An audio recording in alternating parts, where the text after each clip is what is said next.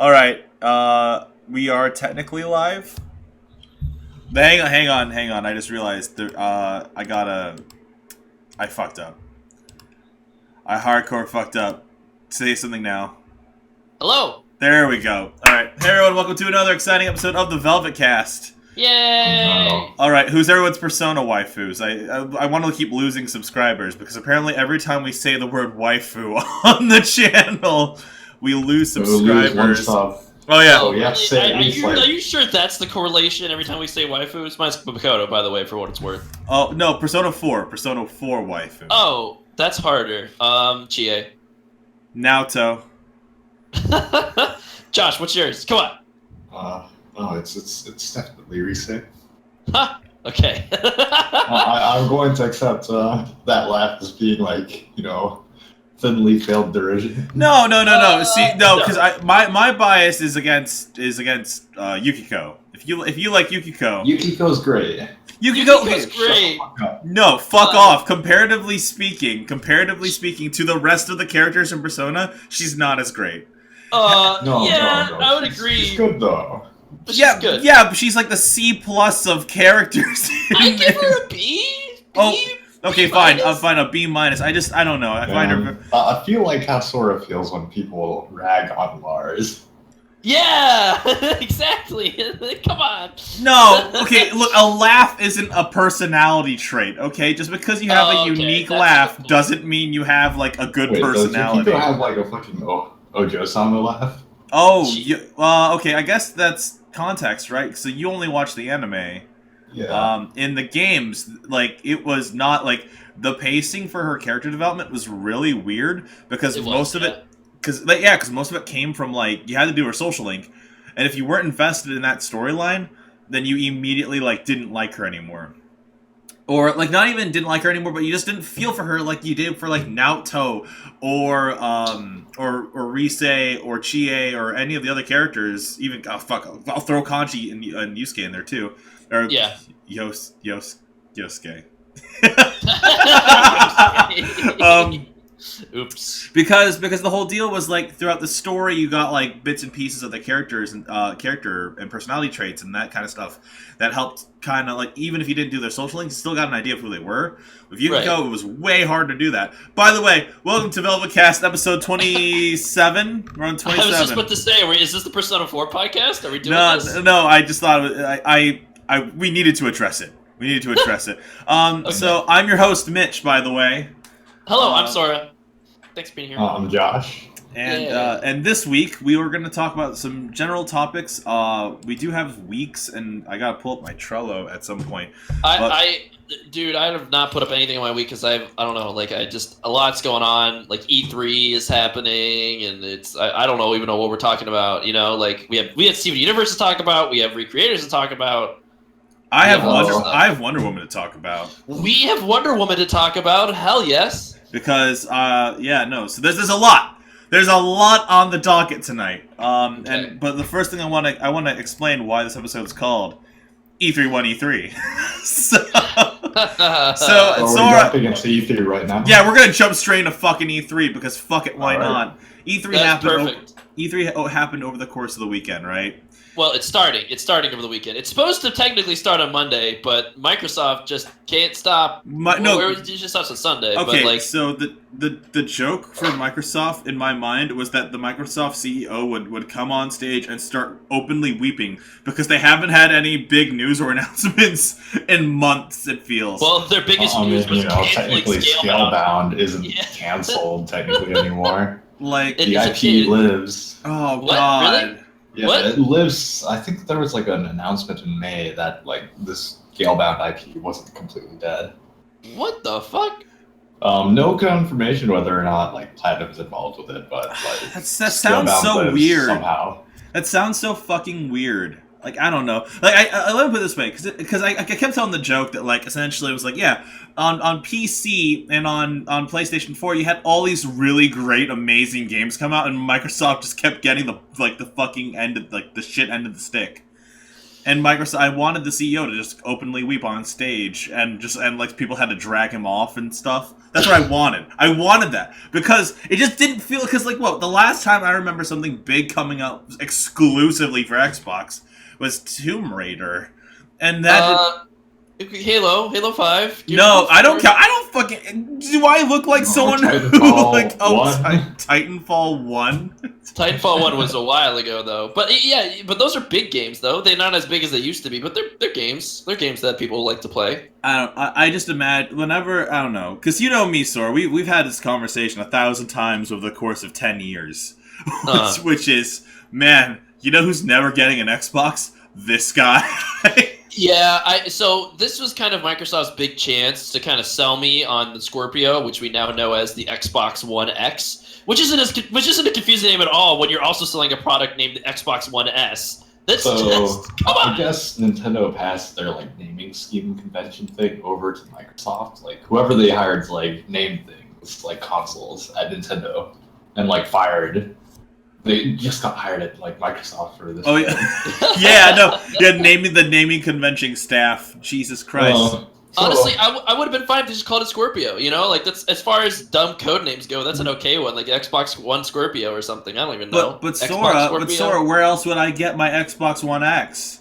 Where would I get? This is what happens when you have like boardroom members. Where else would I play Final Fantasy 13-3 Lightning Returns? Is the next Xbox One just gonna be called Xbox One X2? No, yeah, Xbox One X2, and then like the one with like Yuna in it. Yeah, no, Cortana is on it. Has like a dress sphere on, like she's dancing around and singing songs and shit. Oh my god. Oh god, man, I can't. I was thinking they were going to use fucking Roman numerals, but no, it has to be just X2. Yep. Well, you know what the best part is? Someone had to sit down and be like, man, you know it'd be a great name that's going to be memorable and no one's going to make fun of? Xbox One X. Yeah, Microsoft hasn't been the best at naming things, I think. But, whatever. It's $500 though, dude. Like, so you guys watched... $500? Yeah, $500? Son of a... For what? For a very souped up, it's the most powerful console in the market. It's very much like a high-end console, No wonder they were bragging about run fucking shaders on Minecraft. Oh, yeah. It must be great to fucking play a $500 console with no fucking games on it.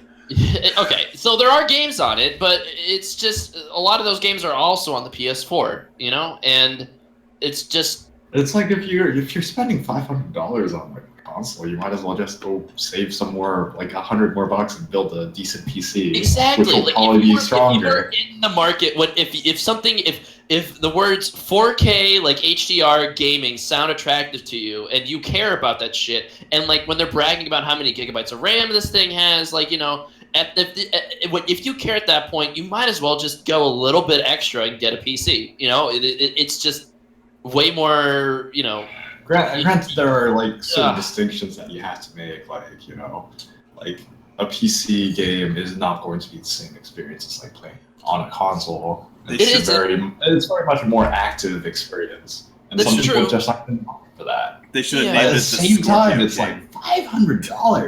$500 fucking bucks, dude. It's like, and also PS4s and like Xbox are going for like less than $200 now. Yep. And you need like a $1,200 TV to get even get a 4K TV to get the most out of it. Whatever. I'm sorry, Mitch. You were saying something. Oh, I was just gonna say, wow, Josh, for someone who did not watch the E3 conference or had any interest and just literally told me before the cast starts, I only want to talk about Ace Combat. When you find something that's better, I don't care about this shit. Really, fuck off, you asshole! It doesn't matter to me, but at the same time, it's like, holy shit, that's ridiculous. Yeah, it is ridiculous. It's ridiculous that you literally made me lose all confidence in the cast right before we started by saying the phrase, when you have something interesting, let me know. Oh, wow. I guess $500 for a console is interesting enough for me to like. Shut up, guys, let's go. Mitch, did you watch the conference then? Yeah, I watched bits and pieces of it. I saw the things that I cared about, just like Josh's Ace Combat, his dead fucking It's aircraft. It's beautiful. His dead aircraft simulator goddamn game. So okay, all right. Let's dial it in. So what parts did you see? I sat down and I watched like the giant bomb stream. So it's just a bomb. Giant bomb. I was able to catch the trailers is awesome. Bits and pieces of like I caught bits and pieces, but then I just ended up like I'm like, oh fuck it, and I just watched the trailers instead. So I watched the two that I'm into that I actually gave a shit about were like the Life is Strange one, obviously. Because that one's coming out super soon. It's coming out in August, and that one's a prequel, right? Yeah, it's a prequel. It's gonna deal with Chloe and what she was up to with Rachel. And that sounds like super fucking cool to me. And we're totally, by the way, it's being announced now. They might as well have said Velvet Room Gaming has a new stream. Because we are playing that. I do not care how I have to make it happen. We are fucking playing that. And then the other one that I caught was the Kingdom Hearts trailer, obviously. Well, that one's not in the Microsoft one, but all right, table the Microsoft discussion for now. The Kingdom Hearts 3 trailer, dude, holy shit. Okay, here's the thing, right? And I hate saying it like this because there's that moment, right, where I'm like, my heart wants to reach out and be like, yes, get hype, and then I'm like, but no, though, it's gonna be 2 years before I get that game. Oh yeah, no, I'm at this point, I'm hoping that we will see it at the end, like holiday 2019. That's my hope. That's my feel. I feel like it can. That's a possible date, 2019. So I have to say, when I saw the trailer for that, I got this really weird, surreal feeling when I saw like all the Disney characters. It's like it doesn't feel as cel shaded anymore. It's been 10, 12 years since even 2 came out. Yeah, well, so basically, since 2, they've all been running on what is essentially the same engine, right? Like, they all kind of look similarly, like, technically wise, certain games are at different resolutions, especially now with the HD ports and stuff, but they all look like PS2 era graphics, right? For better or worse. And so now we're finally making the jump. We're jumping, like you said, like 10, 15 years in technology. They actually have to have shaders now. Like, they actually have lighting.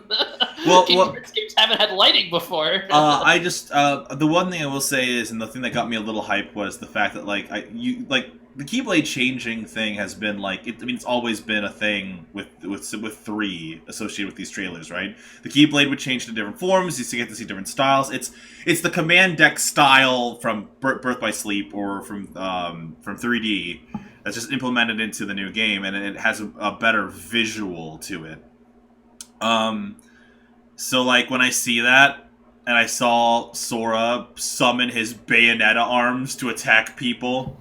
I was like, oh god, I know deep down it's gonna be really, really cool, but at the same time, it's been over 10 years. I can't keep riding this until I will not get back on the ride until I see a release date. When I see a release date, then I'll be like, okay, I'm ready, because I made that mistake with 15. I made that mistake horribly with 15, and so like I've been burned hardcore by fucking Square Enix before, and I will not let it happen again. I still think it was cool. It's still cool, and I'm really excited for it, but I'm dialing it down. No, I'm with you. Especially given the fact that I haven't even purchased 2.8 yet. Like, I still haven't played that. I still need to finish that. You know what you should do for your stream. What, 2.8? I don't have a capture card. I'll do it. I will be tribute. Well, Mitch will take this bullet for you. Yeah, I honestly, like, I'm with you, Mitch, on like not being like just the fact that it's been so long. I think it's reconnecting, so I think we just have to wait a sec. Keep going. Yeah. Oh, there it is. Stream resumed. Cool. All right. Okay. Sorry about that, guys. OBS sometimes has tiny little problems every now and then. Yeah. No worries. Okay. So the new trailer, we saw Olympus like the second time, but like just the fact that we're seeing like it's coming together. You know what I mean? Like it's like the game is actually being made. I don't know why it's so incredulous to me, but we saw more of the reflect form or whatever. It's like, you know what it feels like to me? It feels like, there are always like these, like miraculous items in like certain like really far off like churches and all, like the Virgin Mary statue that cries blood or something. Oh my god. And then you go in and it's like, oh, it's the same as always, it's just marble. And then you come in one day and it's fucking crying like tears of blood. It's like, holy shit. Yep. Well, okay, here I guess I don't want to linger too much on this because unfortunately, like it will like there's other things we have to talk about tonight. Yeah. Kingdom Hearts hype. Gonna take forever to come out. Well, let me put it this way: when one of those trailers has Neku pop in for an assist, then I'll be like, you know what though? Time for a whole hour long conversation about. Fuck the Neku assist. Let's have Sora have an assist in a pin, and the world ends with you too, baby. Let's do it. Oh my god. The world ends with you. Fucking Sora popping into the world ends with you storyline. You know what the sad part is? Yeah. We totally missed the whole fucking opening bit we were supposed to do for this goddamn stream. We were supposed to do channel announcements and shit, but like I had to fucking jump onto the goddamn Persona waifu war. All right. Yeah. Are you doing fault. that now, or can we keep going with the Microsoft conference? Because I want to shit on Microsoft. All right. Well, yeah. Okay. Tell you what. Just one of you guys reminder that we have to take a quick word from our sponsor, which is just us. So, okay. So just remind me at some point that we have to sponsor shit. That we have to be greedy bitches. Okay. All right, all right, so Microsoft, back to Microsoft, all right? Yeah. So Xbox One X, dumb name, questionable price point, but the one thing that they did show, they showed a shitload of games, you know what I mean? Like that conference, like if you were watching it, like I was just watching the Giant Bomb stream, so it was just trailer after trailer of games, like so many games. Not all of them were hits, in my opinion, but you know, there were some solid there was some solid stuff there, I feel like. Assassin's Creed Origins. Did you see that trailer? Either of you I did, and it was really weird because I just seen The Mummy yesterday, and I saw that trailer, and I'm like, wow! Watch that trash fire. Okay, first of all, Josh, have you seen it? I avoided it. Okay, well, let me tell you something right now, real quick, before we go any further. That movie is one of the worst films I have seen in a very long time. To the point. I have very fond memories of the original Mummy film. Okay, I don't want to like mar those or no, fuck you, Josh. And the fucking Brendan Fraser film. I don't want to watch that movie just like fucking destroy those two. No, Brendan Fraser's amazing, but here's the thing, right? I have not fallen asleep in a movie since a movie has never been so bad that I fell asleep during it than in The Mummy. And I looked down and I woke up and a character was dead and I was like, holy shit, this is bad. Wow. Anyways. It looks bad from the trailers from like fucking a year ago. Oh yeah, what happens. Okay, well it's back on apparently. Alright, so this might be a thing. And I'm not sure how the capture is going to work for this, but this might just be a thing for tonight. I don't know. Something must be... It's your bandwidth, man. I don't know. It's all like... Oh my god. All right. Well, this is... of course we have some sort of problems because it's the Velvetcast. Alright, are we good? Yeah, let's talk about Ancient Egypt. I was surprised about how similar Assassin's Creed... How Assassin's Creed-y it looked, and that sounds kind of dumb. But like it's just they took a year off the franchise to kind of rethink it. It just feels like all these Ubisoft games are becoming more and more homogenous. You know, like they're like from different franchises. I mean, it's like all the Ubisoft games feel like they use the same fucking UI. I've gone over this once or twice. All right, just everyone shut up for like 5 seconds. Okay, all right. Oh god damn! Of course. The minute I say everyone shut up for 5 seconds, it's back up. Yeah, it just goes straight back up. You guys are having this really in-depth conversation, and none of it's going up. I believe it's if it's the same behavior as last time, the stream will continue to be like it's just one. It'll still upload all of our conversations, so they're hearing everything. Oh, really? Is that how it works? Yeah, at least it's how that's what happened last time we tried to do this, and you cut out for like a solid 2 minutes. It still uploaded everything, so. Okay, well, doesn't matter. All right, Assassin's Creed. Yeah, underwhelmed. I would say I'm underwhelmed by it for now. The combat does look a little bit more it looks different. How about that? I don't know. Like they said that it looks kind of like The Witcher, weirdly, which is like you look. He was dodge rolling way more. You know, he was coming in for like one swipe and then dodging away. You know, like it seemed a little bit more pokey rather than just like the regular Assassin's Creed combo where you're just mashing X until you go through a combo. You know what I mean? Like it's easy. But I mean, has Assassin's Creed outlived its like sort of genre utility? I guess. You know, we're gonna have to see. Like again, this is like their big shot. You know, like if the response to Origins is pretty tepid, then I'm pretty sure that like I don't really see that franchise ever really coming back. You know. Well, I mean, I feel that when it comes to the Assassin's Creed, like in terms of its story, that thing should be fucking dead. But well, I think they pivoted away from the the animus stuff a little bit. You know, it's definitely less of a focus, but yeah, I don't know. Fuck. It's like I don't know. It feels like sort of like how the MGS series got a little bit more unwieldy with each new installment.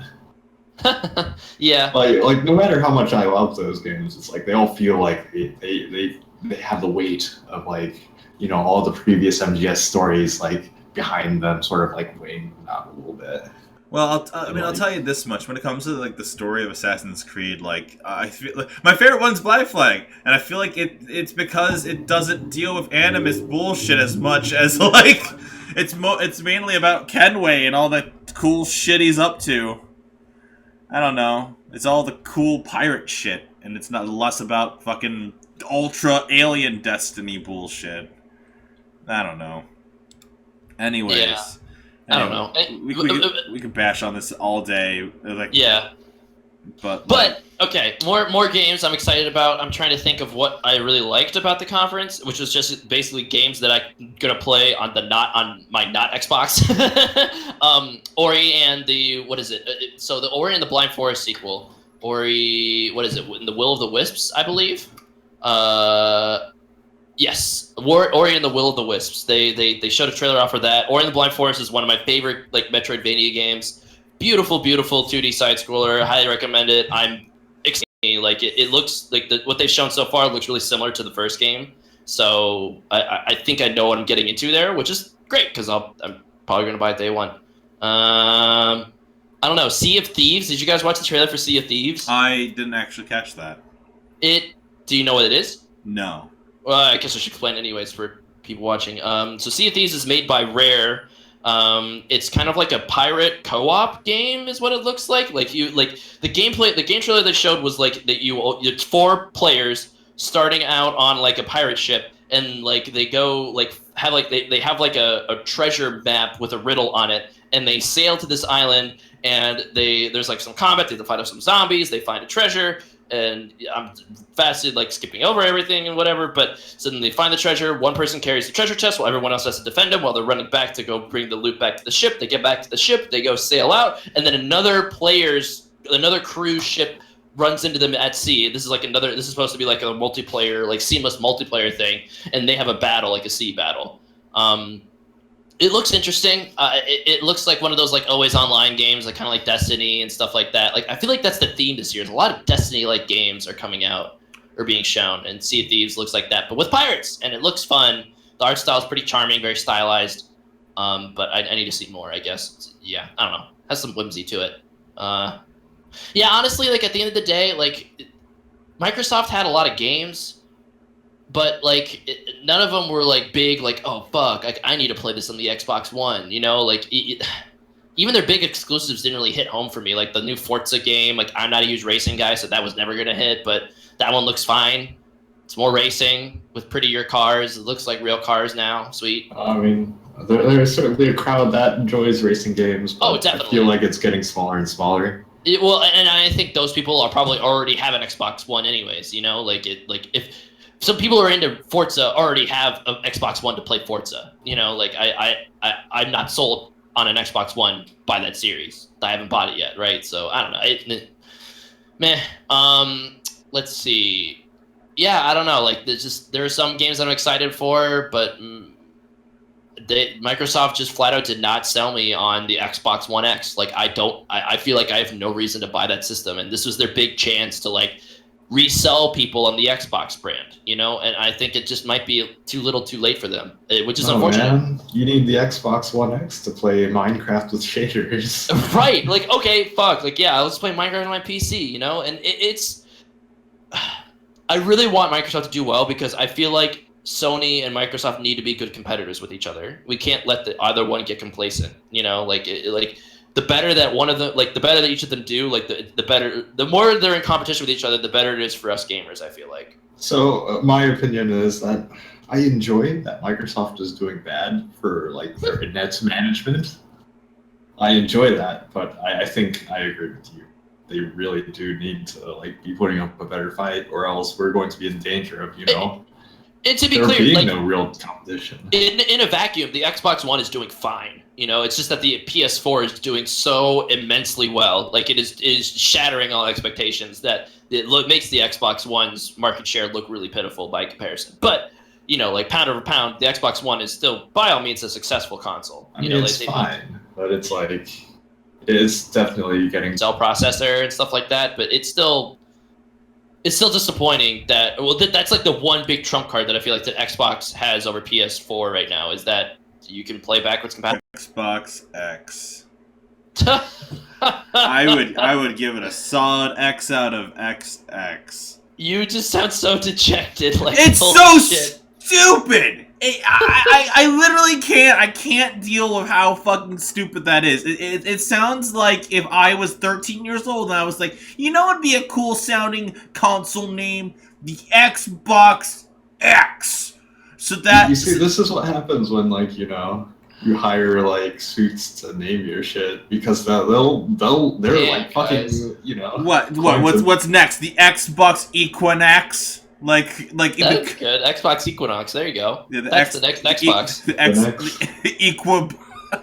Equibox. Like, the Equibox. Like I feel like that's still a better fucking name than fucking Xbox One X. Yeah, the Equibox. Xbox One X sounds like a Mega Man ZX Advent. Like, it's like, it sounds like this fucking a name by like a non-English speaker, someone who's taking like their first like year of ESL classes. Huh? Yeah, you know, whatever. You know what, Microsoft? I feel like this was a swing and like a bunt. You know, like, it wasn't a miss, but it just wasn't a home run that they were looking for, I think. You know, but yeah, I guess that's E3 in a nutshell. I don't know. Do we want to hit on anything else? Oh, what is it? Anthem looks cool. I don't even know. Do either of you two watch Anthem's trailer or care about it at all? It's like, I've not been keeping up super hard with like E3 news, unfortunately. Okay. Antthem's BioWare's new big IP. BioWare being the guys who made Mass Effect and Dragon Age. And this is like so like Mass Effect Andromeda, which ended up being disappointing, was made by basically the B team at BioWare, while the A team was off working on this new IP for a while, and then now they've just released. They just, like, you know, revealed it. It's called Anthem. It's like Attack on Destiny Fall is what people are calling it, because it's Attack on Titan with mechs, and it plays like Destiny is what it looks like. The gameplay trailer looked fine. It was one of those ham-fisted, like, you ever seen those gameplay trailers? Like, The Division was the worst for this, like, where they would just have like the forced, like, it's a multiplayer game. You're playing with friends, so like they have like the actors. The trailer for fucking it was Tom Clancy's Rainbow Six Siege. Yeah, Siege. Yes. Where they have like fake gamer speak, you know, like talking over and stuff like that, like really forced dialogue. Like they're commenting on like, oh, like sick new mortar weapon, dude, and he's like, yeah, like I got it last week, you know. I'm like, people don't talk like this. Like, this feels forced, but you know, whatever. The trailer looks promising. I'm still very skeptical just because BioWare, I feel like the name just doesn't have the guarantee of quality it used to have, unfortunately, thanks to Inquisition and now Dragon Age Inquisition and now Mass Effect Andromeda, unfortunately. But whatever. I'm interested still. I'm still invested in that developer. So, yeah, that's all I had to say about that. What's up next on the docket? Do you want to plug, Mitchell? Is this time? Yeah. Oh, that's right. It's time for self-sponsor time. All right. Okay. So let's open up with this episode of the Velvetcast, and pretty much everything the Velvet Room has is brought to you by viewers like you.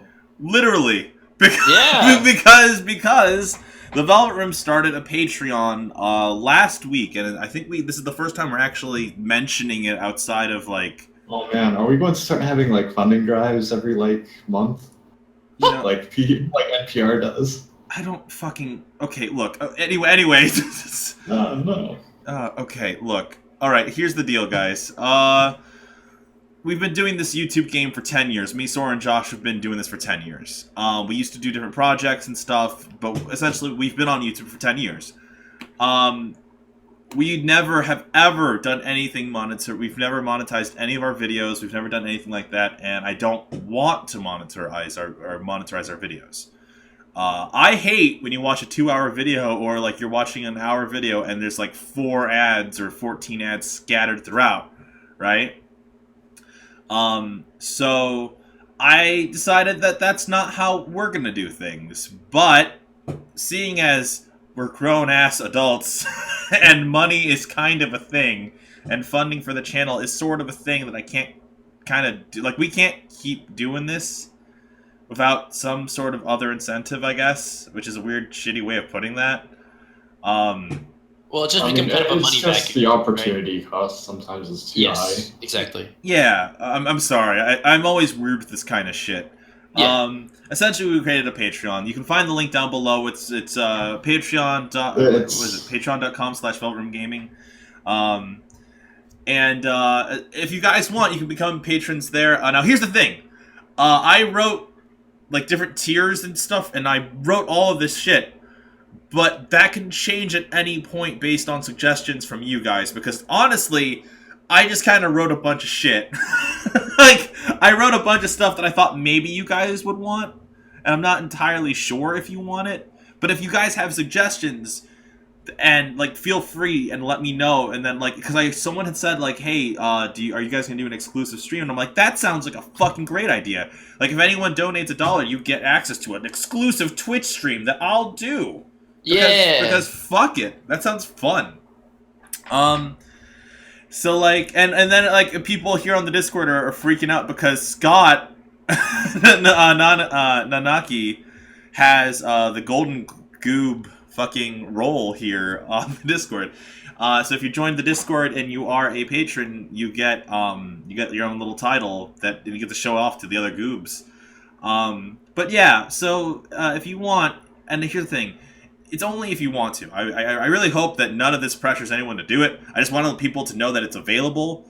But like, any help that we ever get, it's always super appreciated. And at the same time, just checking out our videos and stuff alone is more than enough, and we appreciate the support. However, it's something where it's like we appreciate like the monetary help if you do choose to give it, but it's like it's something where sharing it with your friends or enjoying our videos is like one of their primary reasons for like doing it.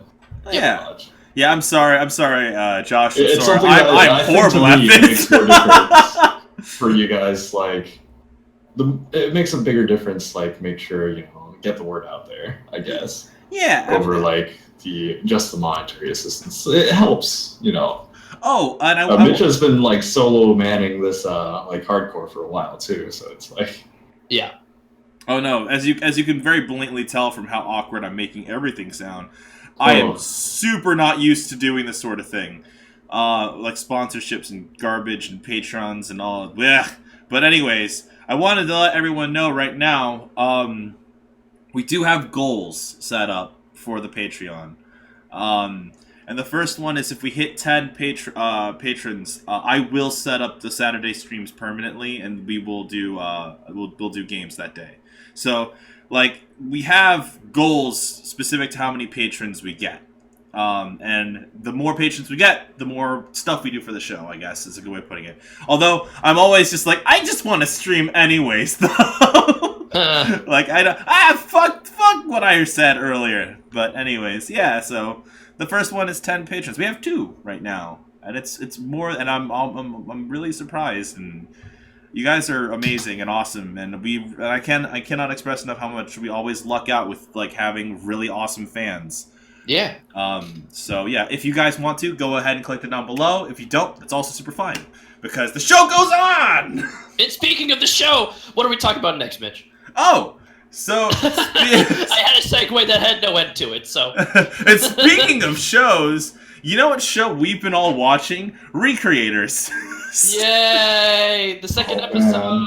Woo, woo, woo, All right. So I'm gonna just go first, real quick, talking about Recreators episode 2. Spoilers for episode 2 of Recreators. Okay. Wow, that ending, huh? Yeah.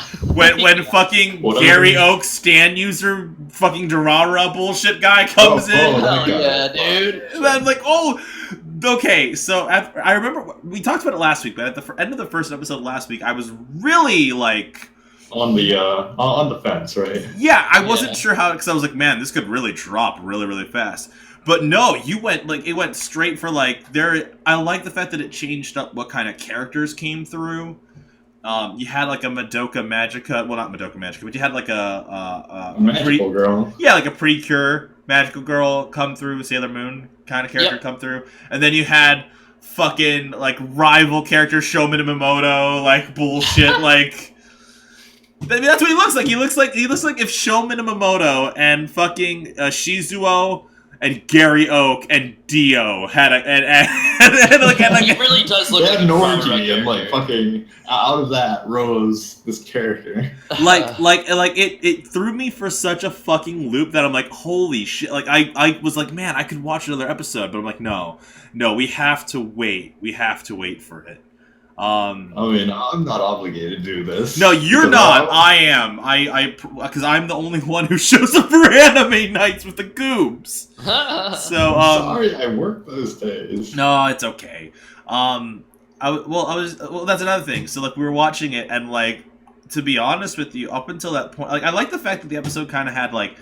The main girl want to go and like meet her creator, and the creator's this weird dude, and it's like, oh no, that's probably how it really would go in real life. Yeah, totally. Like the guy is just like ogling his own creation in a really weird way. Like I guess it's so obvious, right? Like he's like, doing wow. it. You know what it is? It's like it's so garbage tier and cringy. It was so fucking like. It's weird because it's like it's what I expected, but even though I still expected it, it still felt like shit. like it was still interesting, and like the episode was really fun, but like admittedly the first half where they're just kind of explaining shit, actually it didn't really do much for me, admittedly. I had way more fun when like shit started going down. Like standard style. Oh yeah, but like I am definitely excited for like the next episode. What did you two think?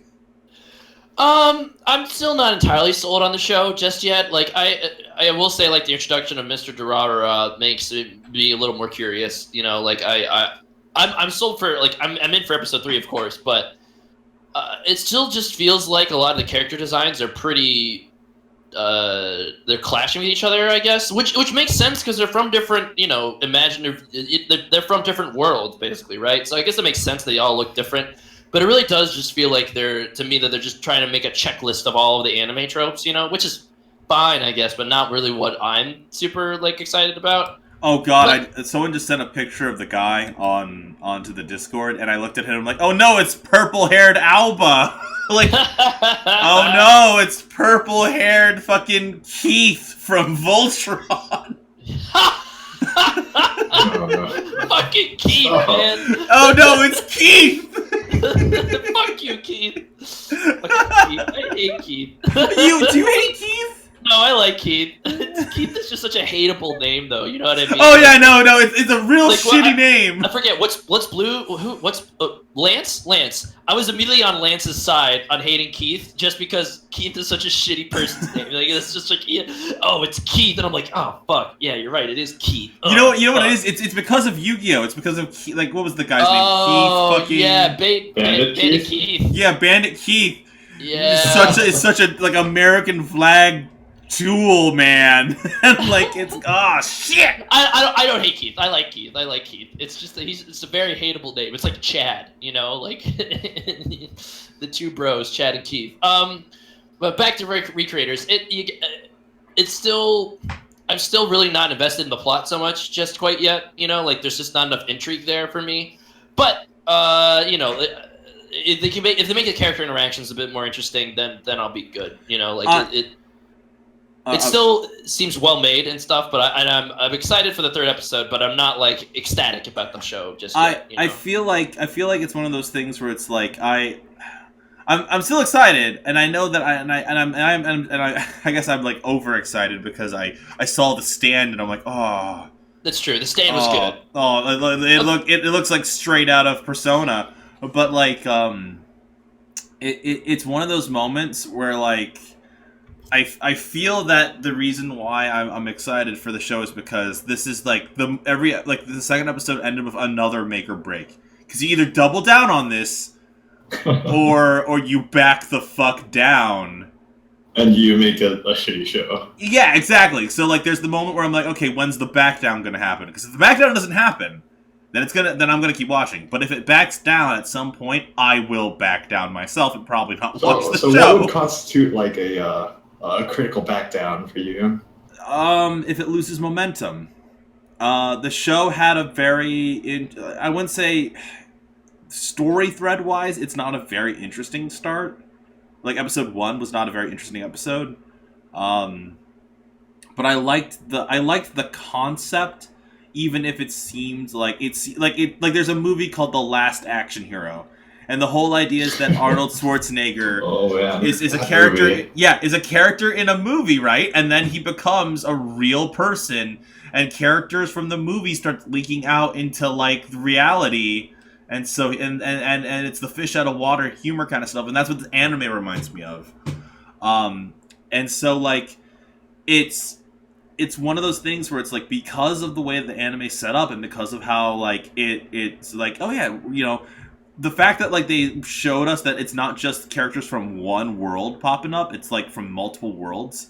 That intrigues me more, because I'm like, oh shit, what if like the possibilities are crazy. Like really fucking good. Holy cow. What? I hadn't thought of like Last Action Hero in years, but yeah, it's pretty much the same thing.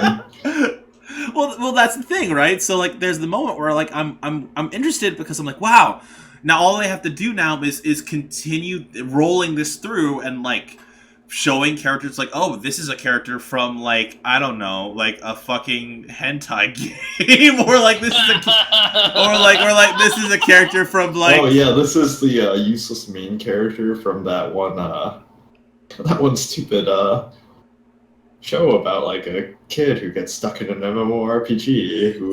This is fucking Kirito. But he's not in an MMORPG right now, so he's useless as fuck. Oh my god, it's my favorite fucking thing ever. It's like, who's fastest, Kirito or what was it, Kirito or like the Flash, like Minato from like from Naruto, obviously. And everyone's having this real ass argument, and you just see one comment that just says, it's fucking Minato. Kirito is a kid who plays an online game. He can't actually move that fast. Who would win? And it's like, yeah, I guess I never thought of it like that before. Oh, that'd be pretty sweet. but back to Recreators, I'm enthusiastic about the next episode. I really hope it doesn't back down. I hope it continues doubling down. And obviously, so you hope that it doesn't turn into like that standard anime bullshit. Well, I just hope that I hope that episode 3 doesn't like feel the need to slow down. Like, it doesn't feel... I hope it doesn't get to a point where it feels like it has to, like, oh, man, that was too much, so now we have to do a bunch of exposition. It's like, yeah, it's okay. It's okay to do exposition as long as you balance out the episodes so it feels like you're watching something of substance. Because if you're watching too much exposition, then it becomes... And exposition's one thing, but there's no substance to it most of the time. So, like... So you don't want it to become, exposition where like they just keep talking and talking about something that doesn't matter ultimately. Yeah, because like when I think of like a great and to clear things up, I don't mean that oh god, they're talking, like there's dialogue right now. No, it's like that really bad exposition that exists only to state like what stakes are and what you're supposed to be doing versus like the good exposition like what you have in Psycho Pass. Exactly, or I love it when characters like there was the moment in the episode 2 near the end where the main girl's talking to Madoka. I'm just gonna call her Madoka. She's talking to Madoka and she's saying like questioning like her morals and shit like that, and like she's talking about her stance and everything. I'm like that was interesting. That's cool. Like, do more of that. Well, that mechanic was interesting because when she realized that, like, oh, like you're bleeding, like so I guess that I didn't really take into account like that characters from different worlds will have different physics, right? So like, in Madoka's world, she just uses her magical girl power, and then they just get knocked out, and they're totally fine. They're not hurt. They're just knocked out. They're neutralized. Whereas, like, she looks around and you don't have this huge destruction to deal with. Exactly. Like, she looks around and sees the destruction that she's caused, and like, oh my god, like you're bleeding. Are you okay? Oh, like that. That was the interesting. That was one of the more interesting moments for me. I'm like, oh, okay. Like there's something there. There's some intrigue there, I guess. There's some potential there. I should say. So. Absolutely. Like it's one of those things where like. That was one of the more, and I like it. It reminded me a lot of like when you'd see that kind of stuff in like Fate Zero, like that questioning of ideology or that questioning of like the reality check moment. Yeah. Like it reminded me a lot of the fight between Saber and Lancer in Fate Zero. Of course, it didn't end that way, but it all works out fine. But yeah, any remaining thoughts about episode 2, real quick? I think I pretty much said it. I don't know. It was solid. I'm still not super sold, but we'll continue on and see how it goes. Okay. Looking forward to it. Like I think honestly, episode 2 had its moments. Like it's like with a lot of like shitty anime. Like you remember all that exposition towards like the front end of the episode.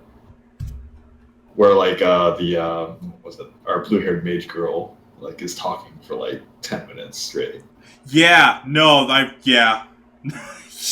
Well, yes. It's something where in most like it's a really small nitpick, but it's like in most like really shitty shows, like you have very little going on, sort of in like any of the still shots in the background, and I do appreciate that they at least found little things to do with the characters while the explanations were going on. It's really weird that a lot of anime are really lazy about like using, the fact that it is an audio-visual medium where it's like you can have, audio stuff going on somewhere and then use the visuals to communicate something else at the same time. And I think even though it's like sort of inconsequential, like the character building stuff is still important. That happened in like the background. And I appreciate that. I appreciate the craft. It wasn't, out of this world next level shit, but it's like to me at least it feels like they. Yep. Yeah. I'm with you. All right. Well, we will return back to Recreators next week when we'll talk about episode 3. When everybody watches episode 3, and Mitchell can decide whether or not he's still on the fence. Yeah, I will. I mean, you're less on the fence now.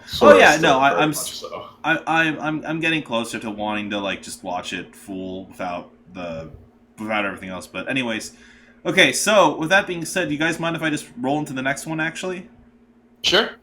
All right, because the next topic is the next other big topic we have this week, which is Steven fucking Universe. Yeah, baby. Oh, shit. All right, so we're not going to go through all the episodes because that would be... I mean, how do I word this? We're not going to, like, go through every episode individually. We're just going to kind of talk about the generalness of this event. As a unit, because I've watched it. I mean, I feel like most people watched it in a whole, like, just the 1 hour chunk, right? So... Oh, yeah. All right, so let's talk about something real quick. The implication... spoilers all the way. Oh, yep. Hardcore! Spoilers for Steven Universe hour-long special. I think it was called The Trial. All right. So shoo everybody who doesn't want to be like hardcore spoiled. Right. So here's the deal. Watching the viewers like disappear all of a sudden. Oh shit. So here's the deal. It's heavily implied that we now know how Lion came to be, right? Lion was a dead lion. Yeah. That's the implication. Well, Lion died at some point, right? Yeah. Oh shit. And now, there's a very interesting thing I wanted to point out real quick. That there was a theory on Tumblr that was kind of rolling around, which was if you look at the number of leaves on so like Lars's little island, right? Is like his tree's full of leaves. But if you look at Lion's, like it's like not as many leaves on there, and the theory goes that shows the extension of life that they've been given. So Lion's been alive for like approximately like something like almost 200 years or something like that. The theory goes, and like I think it's like they have like 40 now or something. So, I mean, obviously it's a theory, and I can't remember the exact number, so I'm really sorry if it kind of sounds fucked, but yeah. But that. I mean, if you put it in that perspective, it's a little bit sad thinking about it because then Lars is going to outlive Sadie by like however long. Oh yeah, no, it's well, the whole thing is very traumatic, but I think it's very interesting that that's like even a theory. But let's talk about like how this is one of the out of all the events that have happened in Steven Universe, like this is the first time we've had like an hour-long special in a while. I know we've had at least one other one. I think, but like what half hour ones, but so what are your thoughts on this whole thing? I thought it was great. I wish I could say something a little bit more nuanced than that, but I really was happy about that Lars is a pretty big focal point, obviously, because I've been the one guy defending Lars around here for months now. But it was really, really awesome to see him truly come into his own and face his fears and turn into Pink Lars. I cannot believe that fucking happened. That's crazy. But yeah, like it was just. It was really, really awesome to see Lars finally do like some altruistic shit and like risks and sacrifice his life for others. It was awesome to see all of the new gem fusions, all the derpy gem fusions, as it were. I'm blanking on the names at the moment, but like I loved like the the derpy sapphire gag, like where she could predict what would just happen. I feel like the derpy sapphire thing could have been done really badly, and I appreciate that they did it really quite well. Yeah. In this, it's like the jokes could have been just so terrible if they'd been delivered just a bit wrong. It was a gag that was delivered solidly. Yeah, I really enjoyed it, but yeah, and then the intrigue about that Yellow Diamond might be the one who murdered Pink Diamond or shattered Pink Diamond rather. Like that's shit. I don't think it's Yellow Diamond. You don't think it's Yellow, but she knows something though, right? I don't think it's either of the two diamonds that we see. There's a white diamond. There's a white diamond we haven't seen yet, right? But it seemed Yellow Diamond has to know something, though. She has to know something. She had to cut off the trial right away. Like that feeling from like watching this trial, I felt like Yellow Diamond's just like brash and didn't want to hear any more of it. Well, I kind of saw. Okay, here's the thing. With the accusations during the trial, I was on board up until the diamond thing. Like, someone would have to have the authority to do that, and it's like, I was thinking that she was implying it was the Pearl that did it. And then it rang a theory in the back of my mind, which was Pearl was the one who actually shattered Pink Diamond. Our Pearl. Yeah. Our Pearl? Yeah. Fuck. That would be heavy. And that Rose took the took the heat. Yeah, and that's another reason why like Pearl has such a fixation and fascination with Rose, and like because Rose quartz are like warrior gems, and like Pearl is obviously a servant. She wouldn't last 4 seconds, so well at the time I mean, but like. I thought it was starting to really heavily imply that theory, but instead it looks like we have some sort of diamond conspiracy, which it's either Yellow knows something, right? Like Josh said, or it's White Diamond, right? Because we haven't seen White Diamond, and White Diamond seems to be the top of the hierarchy, but it doesn't make sense for a diamond to slaughter another diamond. So I don't know. I mean, it's like, like Pink Diamond seemed at the very least interested in like human beings. She had the zoo after all.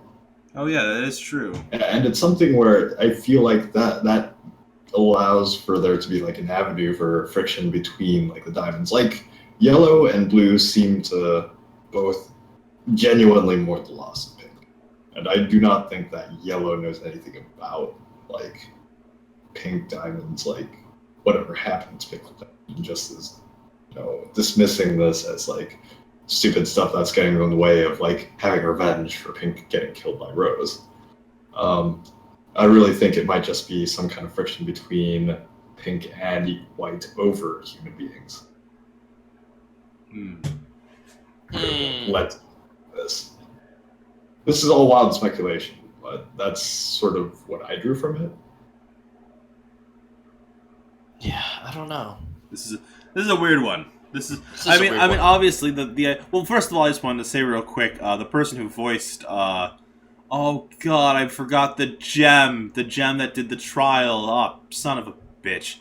The Zircon? Oh, damn No. I don't think it was Zircon. It was. It's okay. The one that did the trial was voiced by Miss Mullins from School of Rock. Yeah, it is Zircon. Blue Zircon or green Zircon? Oh, so everyone's telling us it's Zircon. Thanks, guys. Yeah. Okay. Yeah, it was voiced by Miss Mullins from School of Rock, who also does other things. It's the only one I can think of right now, though. Which, like, the minute you hear her, like, she has a very distinct voice, so it's like, oh, like it took me a hot second to realize it, but like it's very well put together. The episodes are very well put together. I do like that Topaz, like the, sorry, I do like that Topaz has that whole moment, and then like it doesn't work out the way Steven thinks it would, and like I like that like it just didn't work. Like there was the realization, and then they become separate, and it's like, oh yeah, sometimes that shit doesn't actually work.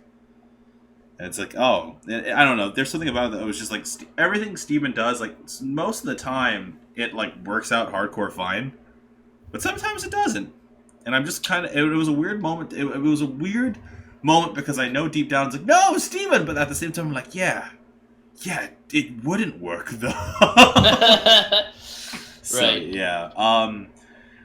But overall, I super enjoyed the whole. It was a roller coaster ride. It was a roller coaster ride to see all the different forms and all the different things that happen. And the one thing I will say is I'm very curious to see what happens next, and I cannot wait for Steven to express what happened on fucking Homeworld. Yeah, dude. I gotta save Lars, man. Oh, when they hugged, it was just so sweet. They will. They'll save you, Sora. They'll save you. So one thing I had to say though is like, man. So I would have really appreciated if in Avatar: The Last Airbender, when Jet got, hit by that rock, that they would have just somebody go up to him and like listen to his chest, and like cry, and it's like, instead of just leaving it up in the air whether he's dead or not. Hey, Toph said, or he said he was gonna be fine, and then Toph was like, he's lying. Yeah. Like that. That was the like. It's. I mean. Obviously, television is different from where it was 10 years ago. It was, yeah. But like, man, way to bring back. Holy shit, I forgot about Jack. Now I'm sad again. Like, holy shit. Oh. I mean, that dude went up against Benders with fucking twins, like took swords. Yep. And like fucking. Oh, anyways, so yeah. In terms of, I mean, the Steven Universe event had some really interesting things that happened, and I think that's pretty much all I have to say on it. Like, it was, I mean, I feel like every time we talk about Steven Universe, it's always the same fucking thing, which is, yeah, great job, crew Universe, right. Great job. Like, in a weird way, like, I wish there was something that we could get, but, like, I need to gather my thoughts more to figure out a way to criticize it a little bit more, just because I feel like I am saying the same thing. I'm like, it was great, I really enjoyed it, oh, sweet, like, I want something more constructive to say, but... I like how Lars got all brave all of a sudden because he realized that the Seeker bots could not see him. Yeah, no, that was a dope moment. Again, like, that was a really cool character moment. Like, I love that culmination of his character. I mean, I think it's something where it's like, it's the... Like, I like the fact that, you do get, like, a little bit of a boost in courage when you think that you do have, like, that advantage. Right. And it feels sort of real to me, where it's like, yeah, even if I were, like, a coward, if I realized that they could not see me, they had a very hard time reacting to me, I would probably be more likely to help and jump in. I do have a negative. Okay. Oh shit! It's killing me inside. Get the pitchforks ready, guys. I did not like the designs of a lot of the gems throughout the special. Huh? I did not like the design of Topaz. I did not like the design of Aquamarine. I didn't like the design of Zircon. I did like all the off-color gems to a degree. I think that's just because you're anti. Yeah, I did. Actually, the Zircon and Topaz also felt weird to me too. I agree. And the reason why is because I the first time I saw Aquamarine, right? I saw it and I'm like, that looks like someone's OC. That doesn't look like a gem that belongs on the show. Like there's something a little off about the design, right?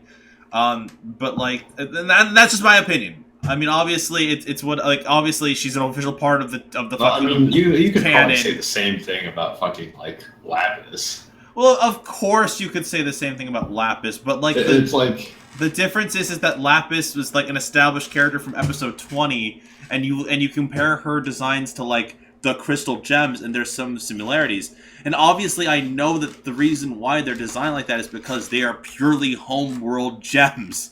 They're gonna have uniform looks. They're gonna look a bit more simplistic. They're not gonna be out there like Garnet and Pearl and Amethyst and Lapis, even to a degree. Like, they all look... It just... I understand the ideas that they're supposed... Like, you look at what Topaz is wearing, right? And for a second, I thought Topaz was just Guile from Street Fighter. Yeah. But, like, you look at Topaz's design, and...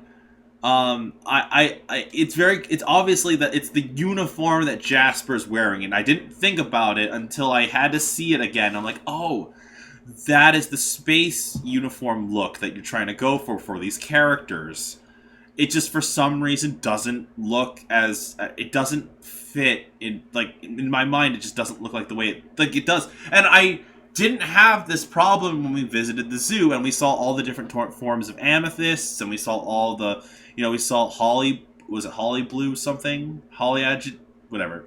Yeah. We saw those different other gems. Like, I didn't have that problem then. I just had this problem now, where... I mean, I think it's just... These gems are a lot less humanoid than the ones that we're used to, I guess.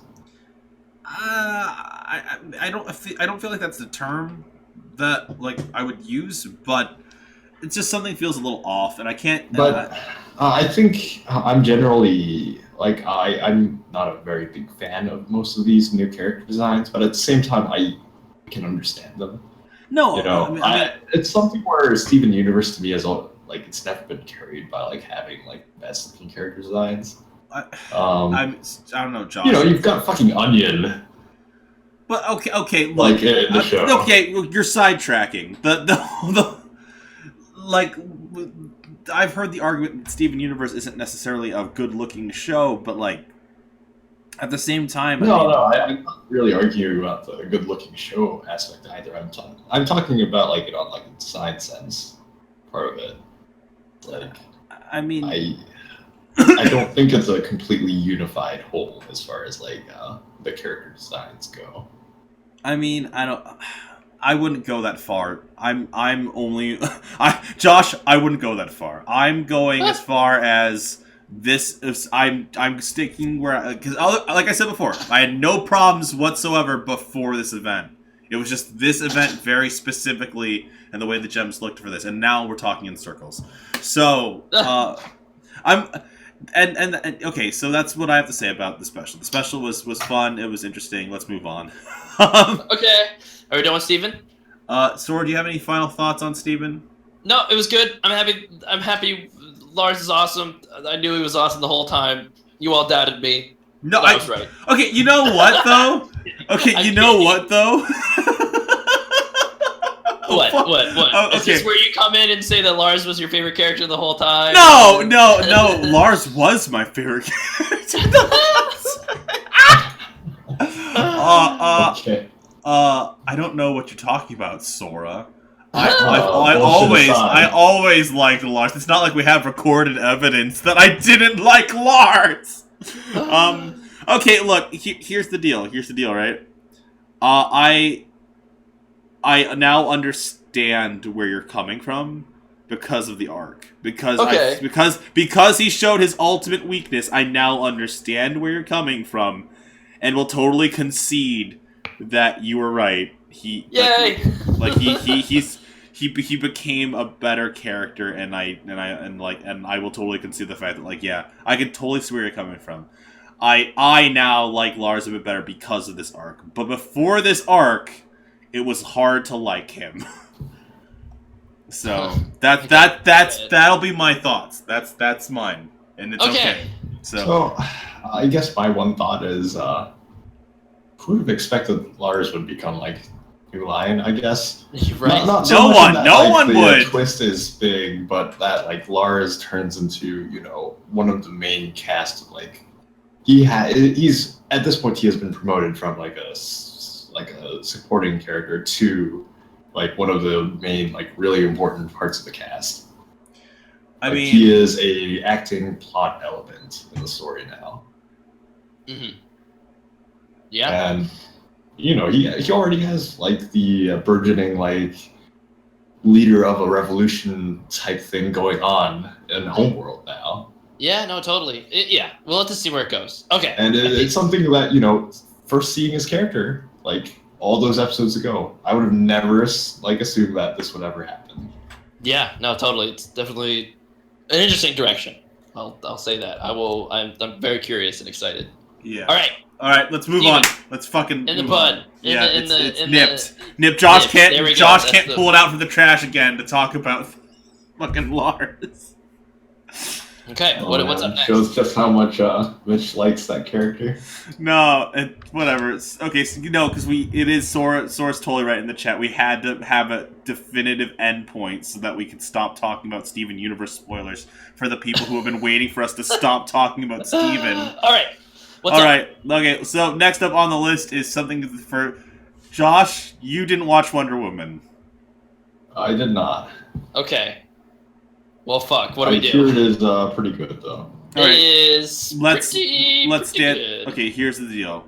I do not mind spoilers on it. No, it's not. It's not way too many. This won't be the spoiler because I feel like not enough people have seen it yet. So, no, that's exactly what I was gonna say. Is that it? Really? No, it's not. Okay, Josh, it's not that. It's not. It's been out for 2 weeks. We can't do a spoiler talk. We literally just had people come back into the video. And now we're gonna Wonder Woman spoilers. No, okay, so this is what we're gonna do. Sora, me and you are gonna talk in circles, trying to avoid spoilers. Okay. I will say this much. I mean, you guys could blister this off and turn this to a No, Josh, we're not doing that because that requires us to stay up even longer. And I'm sick and Sora's tired. And the fact that let's be real here. Let's be fucking real here. Okay, so here's the deal with Wonder Woman. All right. Yeah. I really like Gal Gadot in this movie, and I really like Chris Pine in this film. They carry the movie. They do more than I thought they would. Frankly, I guess I knew nothing about. So okay, this is the first DC movie I've watched. Period. In the DC cinematic universe, I've seen. Oh shit. Bits and pieces of Man of Steel, and then also bits and pieces of Batman v Superman. But just bad word of mouth of all those movies have pushed me away from those. So I just haven't bothered. And so Wonder Woman was a hell of a first impression, honestly. Let me put it this way. This is the best one.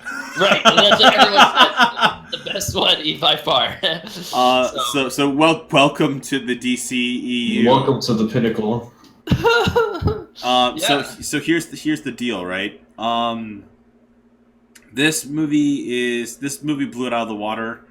I had really low hopes, or not really low hopes. I had, based on the other films, I didn't think that this was going to be a good one, and it totally worked. It totally 100% worked, and I'm really glad I saw it. I will say this much though: it is way darker than I thought it would be. Really? Okay. Interesting. Sorry, go for it. Okay, here's the deal. So, because you didn't watch the other DC movies, I'll kind of give you a generalization of kind of how the atmosphere is for those movies. Those are dark movies to a degree. There's a lot of like in Man of Steel and in Dawn of Justice, like there is a lot of dumb, unnecessarily gritty atmosphere and shit. That doesn't feel justified. It's like it's going for almost. It almost feels like it's bordering Sin City without being Sin City. With this movie, so it's doing the thing where it apes like the Dark Knight, like not the movies, but like the comics, except they don't have like the substance. Yes, exactly. That's exactly how the DCEU feels. But with this movie, it feels justified because of the setting. Because the setting is the First World War, like it's like all of a sudden they're like, wow, that's right, that was a shit fest. And so like of course everything looks as gritty and as dark as it needs to be, and the subject material is really like dark and but then I have the problem of this movie has a weird reputation. Because of course it would, right? Because there's a lot of people out there who will say, like, it's hard not to talk about the fact there are, like, social media garbage. Like, this, like, everything revolving around this movie, like, is trash. Like I don't understand what you're trying to say, frankly. Like, what do you mean? Like, the fact that it's I'm saying, okay, the movie itself is good, right? It's a good movie. But the surroundings, media bullshit around it is what sucks. Like what? No, because like the whole just because it's the whole gender thing. Is that yes, is that what yes, you're getting at? that Okay. that I was trying to run in circles about it, but I ran in circles around the wrong thing. Well, so on the contrary, so all right, so from that perspective, and I agree with you, like that was like the big thing, and I was kind of, this is gonna sound really bad, but like I was worried that people were hyping up this movie more than it should have been, just because like the principal character was a woman and everything, and I was like, okay, like that's good. No, that's awesome. I understand exactly where you're coming from, because cool. I had that exact worry, because I know someone who told me, Mitchell, Ghostbusters is amazing. Right. Oh, so it's Ghostbusters syndrome. I don't want to get into that because that's a whole mess. Because people who were, because there were, you got people that were actually sexist shitting on that movie, and then there are people that were not sexist. Whatever. Sorry. What? I wonder if intentionally, like, pursuing the controversy was also part of like the for sure marketing campaign. It's all part of it. It's all part of the plan. Oh no, okay, we're not. Let's not get into it. Let's not get into. I didn't fucking watch Ghostbusters. So yeah, I didn't either. In fact, the idea. Okay, that's the funny part about it, right? So everyone told me, Mitchell, Ghostbusters is amazing, and then I heard from other people, Mitchell, Ghostbusters is the worst thing ever. And I'm like, you know what? I'm not gonna do. Watch Ghostbusters. So, right. Anyways, so I was worried about Wonder Woman, like people overhyping it, basically, just because, like, A, like this is the first DC movie that's actually half decent, and B, it has a woman in it, so like that's like, you know, like it'll whatever. So, but I was really pleasantly surprised because, like, honestly, I think it deserves all the praise it gets, and I was worried that it was going to make me feel guilty for being a dude. When it totally doesn't, you know what I mean? Like I found myself comparing this to the fucking like, because like I always hate girl power episodes because they always feel so forced.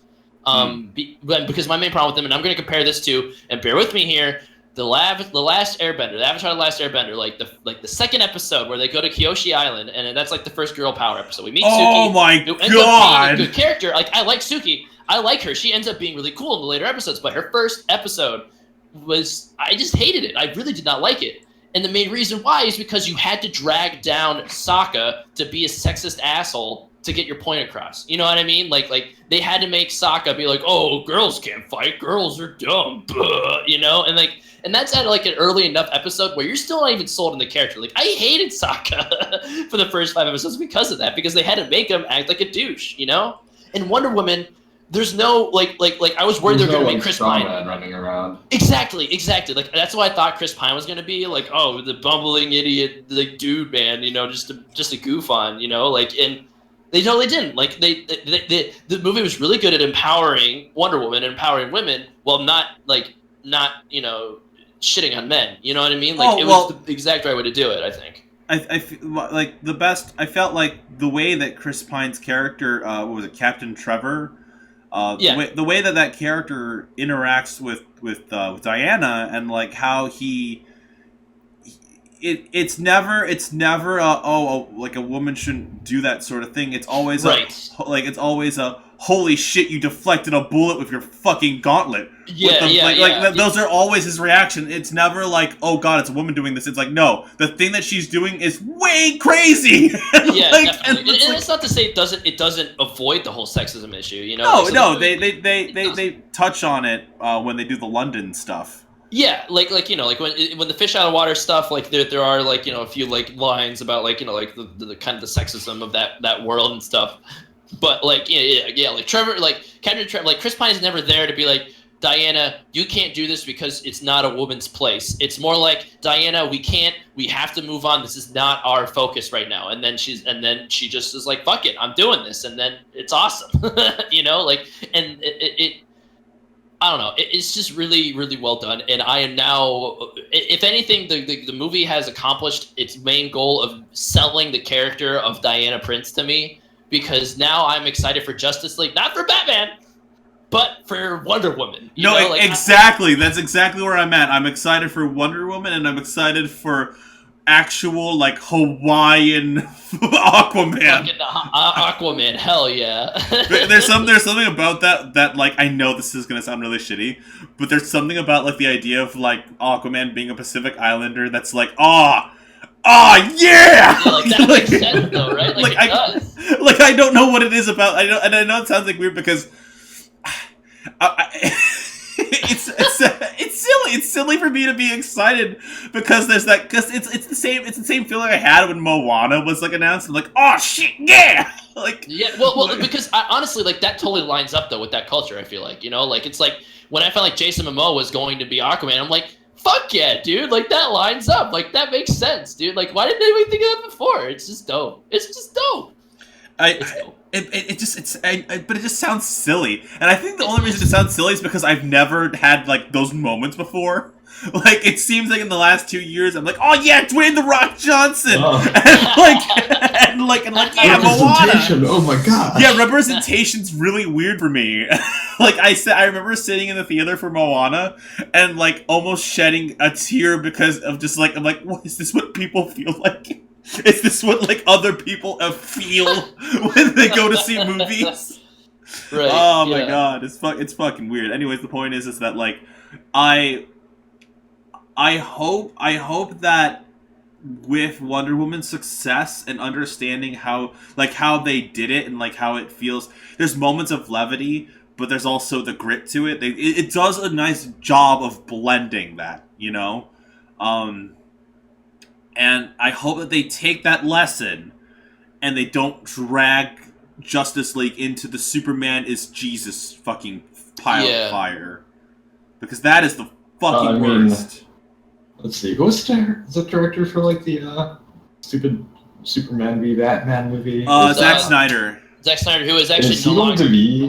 He was going to be the director for Justice League, but due to personal reasons, he stepped down. And that was the saddest fucking thing I've read in a long time. Like, yeah, it was really big bummer. And I wish him the best. But yeah, so he's stepping down as director, and Joss Whedon's coming in to, I guess, wrap it up. You know. So, but I think for all intents and purposes, like, that movie must have been at least somewhat close to being, you know, in final productions, right? So like, it's more like Joss Whedon just has his fingerprints on it, I would say. Yeah. So. He's touching it up, and like, as far as I'm concerned, that's what it seems to be.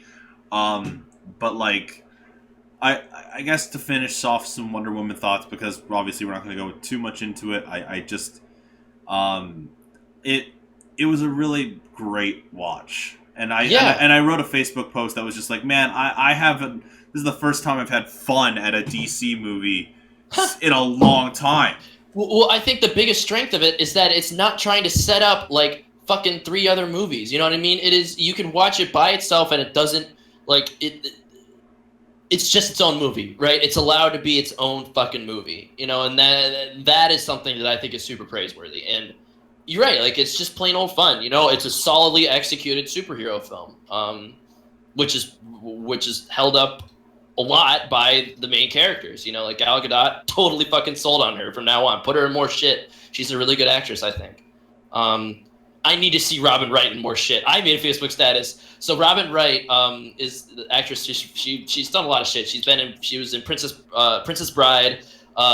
She's in House of Cards right now and stuff. She's one of my favorite actresses, and she played the Amazonian the war general. You know, like the on the island that Wonder Woman grows up on. So Yeah. she's like, yeah, it's dude.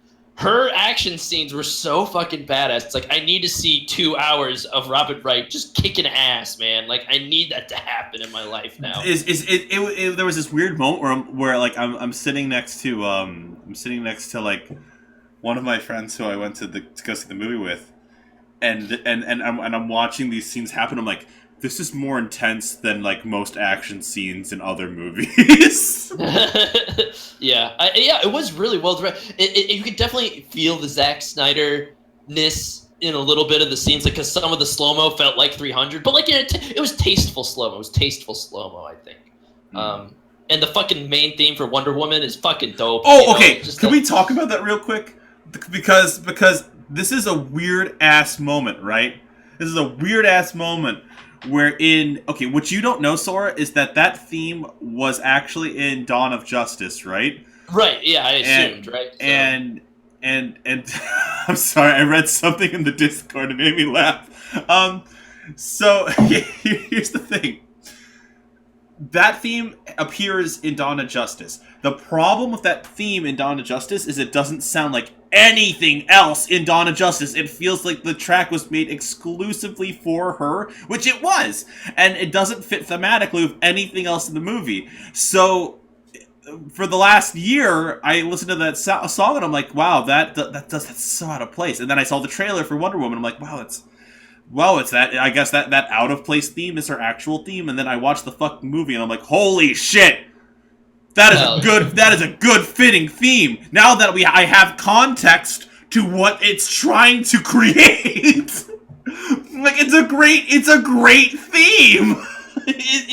So wait, we finally have another like great like superhero movie theme after like forever? It just, like, the minute the credits start on Wonder Woman, and you just hear the heavy ass drums and like da na na na na na na. It's like, oh shit! Hell yeah, like it's like, oh, this is such an empowering fucking theme. Like, oh my god, it's so well done, and they only use it twice. Like, it only plays twice, so like they save it. They save it for the key moments. Oh yeah. And it's not, but like it gives you that exact, like, after you see the movie, all of a sudden you listen to the song, you watch the credit sequence, and like, holy shit, that's what it's supposed to be. It's the Amazon thing, it's the Raft thing, it's a good Warriors theme. Guys, go watch Wonder Woman. You should. Chances are you'll at least have a fun time. Yeah, you know? like, even if you don't like it, I will say this much: the villains of the movie are, like, design-wise are interesting, and it's a fun movie. I will say this much already: I am in a horrible emotion baby when I watch movies, and like, there's a very specific moment in the movie where Gal Gadot releases like real ass emotions, and I started to tear up, and I'm like, oh Yep. no, Yeah. because. Like, say what you will, but like, I love it. I love a good moment of full emotions. That's like, not like it's trying not. It's not like act like. You know what? I kind of want to sidetrack that a bit. You know when people cry in movies and it's the beautiful cry, right? Yeah. I love it. I absolutely love it when it's ugly sobbing because it's real ass emotion.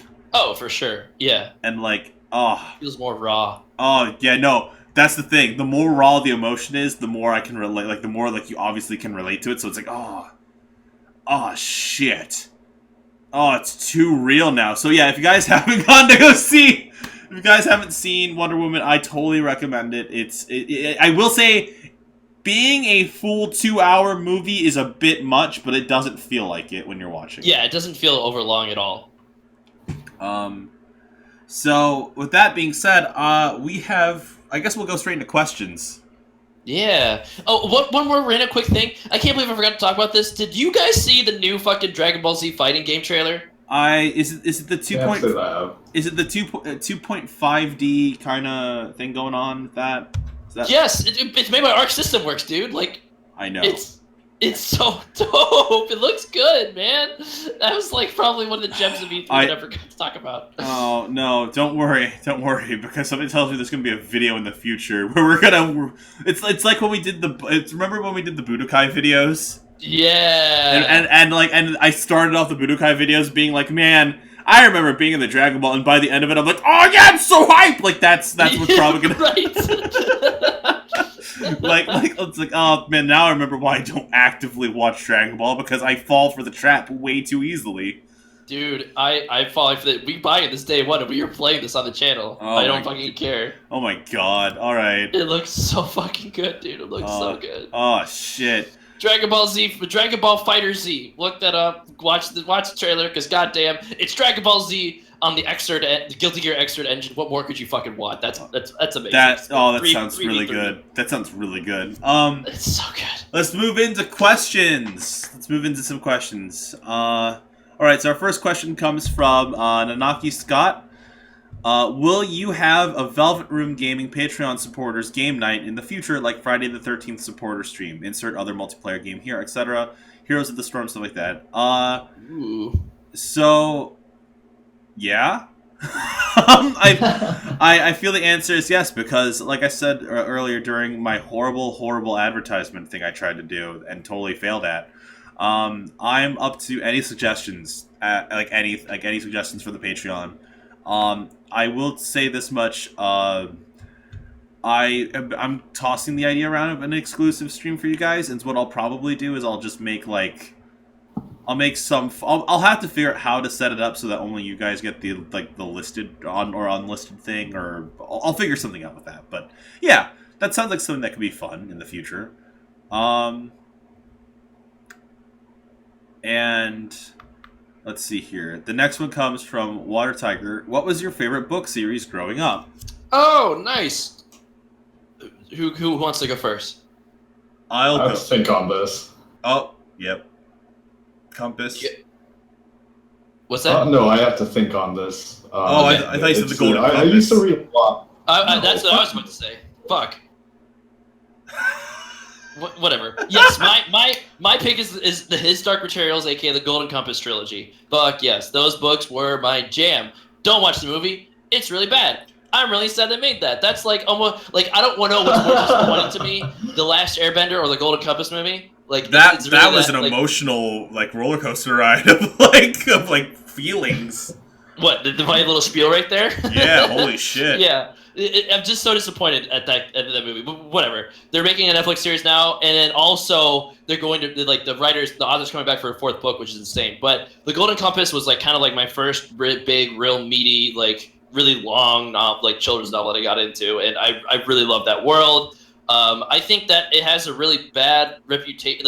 Maybe it's only because I went to maybe because we grew up in a little bit more conservative religious area of Ohio. But I feel like that book series had a reputation for being super anti-religion, anti-God, and there are those themes in there and stuff. But I feel like it's a little overblown. I think it depends a lot on whether or not you are religious.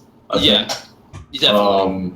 I think when I was younger, when I read it, I was religious, and it felt a little bit, slap in the facey to me.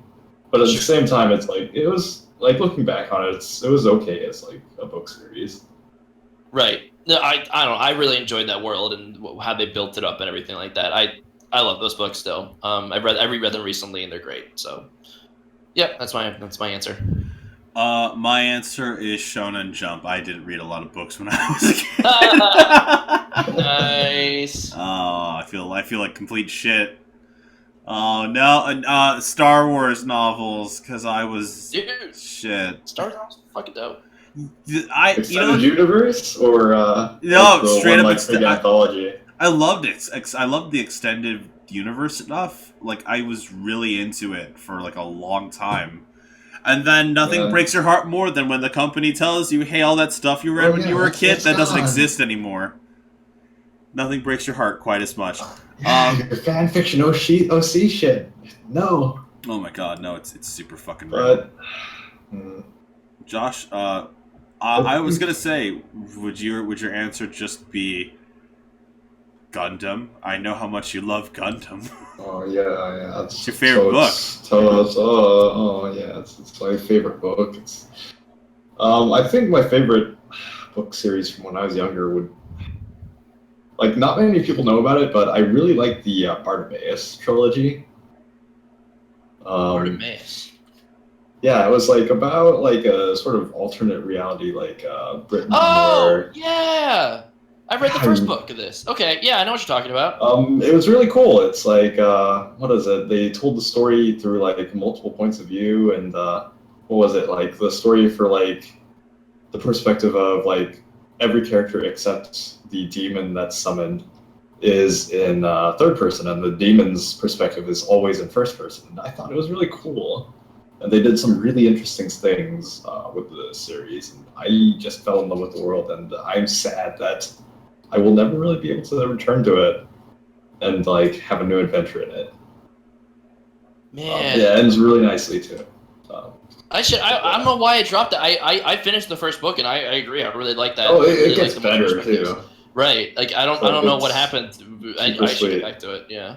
Aside from that, there's also like Artemis Fowl, because I like trashy. Oh man, Artemis Fowl was. I love trashy fiction. That was like my like big pulpy favorite. Oh yeah, it's like Artemis Fowl is great. I wish they had a fucking movie for that. Yeah, like weren't they supposed to make like a Netflix series, like a movie or some shit like that? It's like he just cast like Gerard Butler as Butler or something. Really?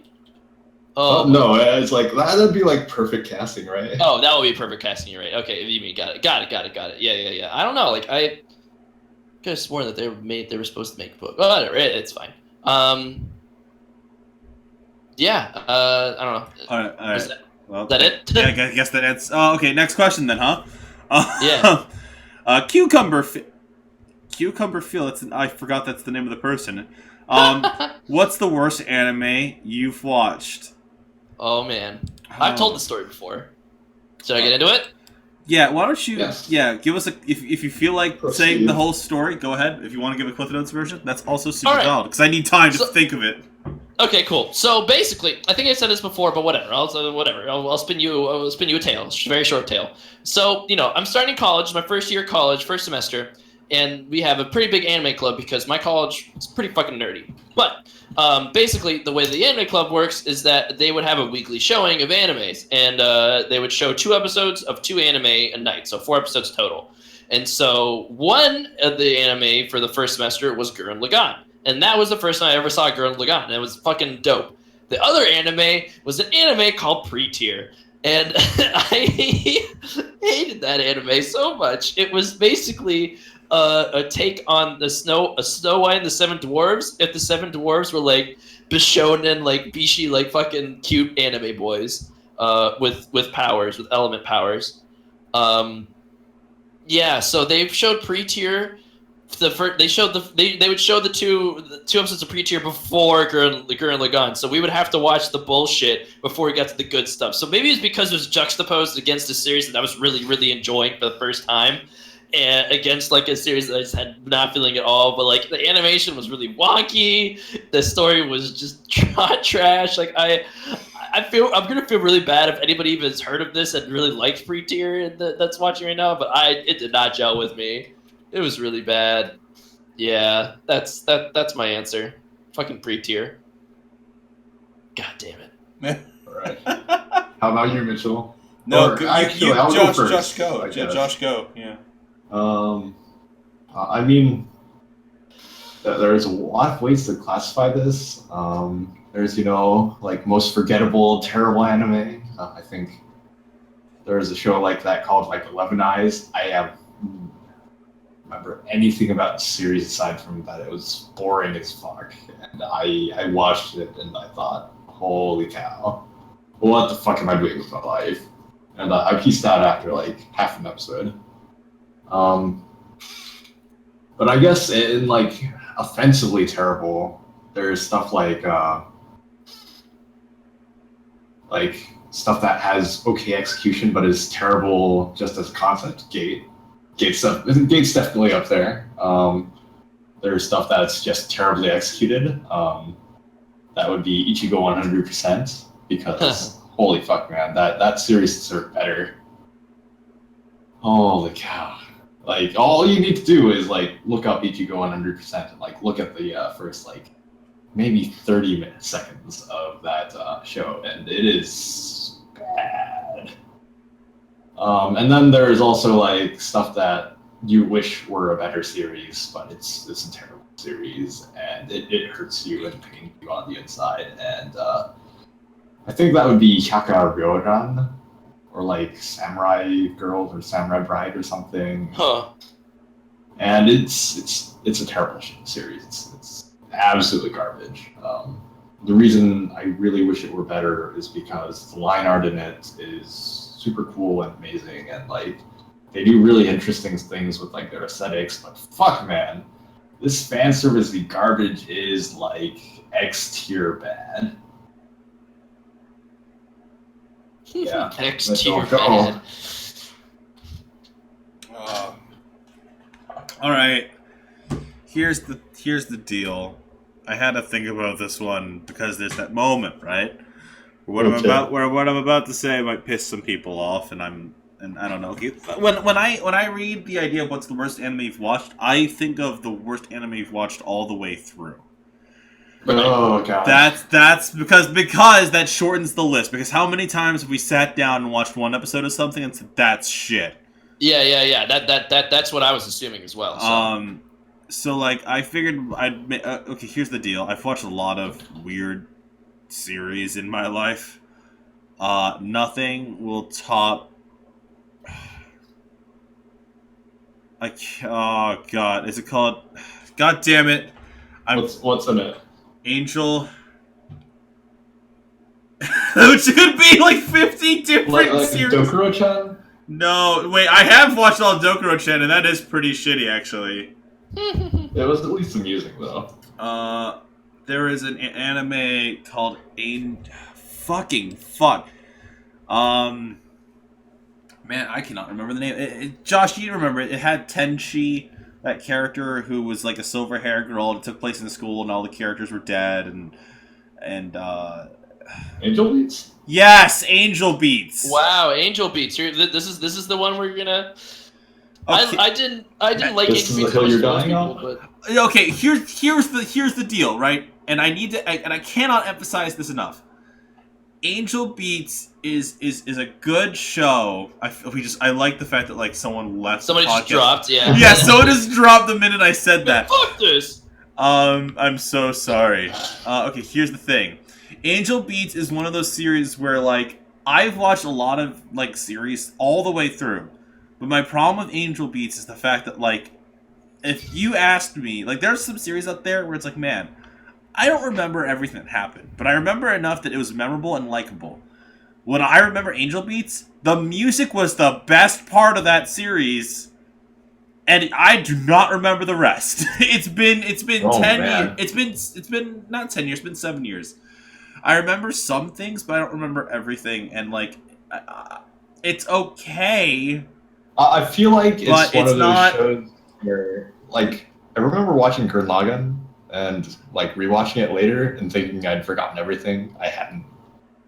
Like, it's probably one of those things for me. Like, or for Angel Beats for you. Like, okay, but, like, and if I was gonna answer a one-off that I watched, the answer would probably be, like, I don't fucking know, What about Vampire Night? What about Vampire Night? Okay, Okay, I like how. Where did this come from? You know, I watched the whole thing.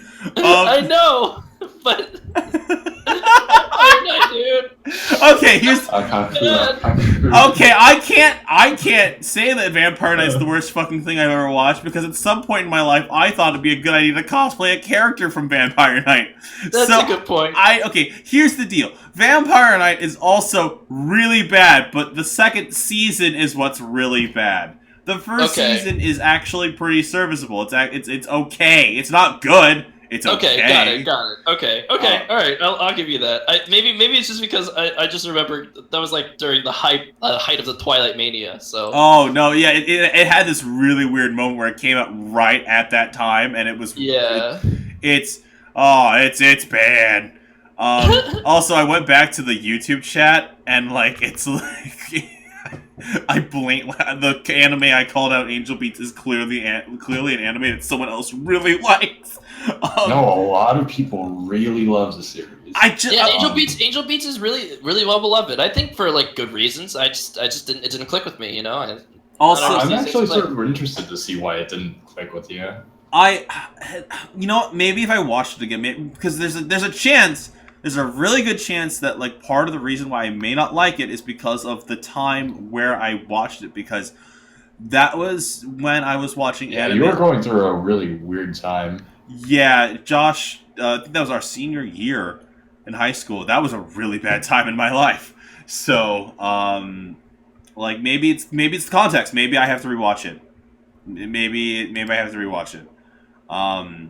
But like, I would not recommend watching Vampire Knight because you know what? Vampire Knight, but that's the problem. Vampire Knight is shitty and shitty in all the good ways that it's just really. You can enjoy the fucking shit wave of. You can ride the shit wave, I guess. Yeah, no, because that's that's a great way of putting it. Vampire Knight is like a 1 out, or like a 2 out of 10. Like it's a 3 out of 10 at times. And it's bad. It's real bad. But it's funny bad. And like I can laugh at it bad. When something I'd rather have something be laugh at it bad than tragic bad. Than 5 out of 10. Where it's not bad enough that you can forgettable, like shit that you just perfunctory that you can't have fun with either way. Like there are so many times I'll watch something. Like there's so many times that like I've watched something and it's like it's bordering care. Like I want to care about the story. Like Chaos Head or something. Oh my god, Chaos Head! Oh my god. I actually have not watched more than like one episode. Why did you open that can of worms? Oh shit! Oh fuck! I totally forgot. What's up? Wizard Barristers. What is that? Totally watch the first episode of Wizard Barristers and then don't watch the rest of the series and then you'll think it's like the best show. And then fucking watch the rest of the series and you'll slowly realize that it's a shit shallow show for bitches that fucking don't understand. Fucking God. Okay, it's so bad. But Josh, to kind of backtrack to Chaos Head for a second. Oh no. To be fair, Chaos Head is also one of those series that is so bad it's kind of good. Like the writing is okay. Like I feel like it's an adaptation thing because it was a visual novel first, right? So like I feel like it's an adaptation thing. Like Chaos Head is one of those things where it's like, oh god, I barely remember this. Didn't that guy want to bang his sister or something? Chaos Head is in the same universe as Steins Gate. How can it possibly be bad? Shut up! Steins Gate's at least good. Steins Gate is at least like good. Like I'm pretty sure Steins Gate is pretty great. All right, you know what the funny thing is this anime question opened a Pandora's box. It's time to stop. It's time to stop. All right. DM had one more question. Is that okay with you, Sora? Yep, I'm good with that. All right, we can bring this back to next week when we're talking about more anime bullshit.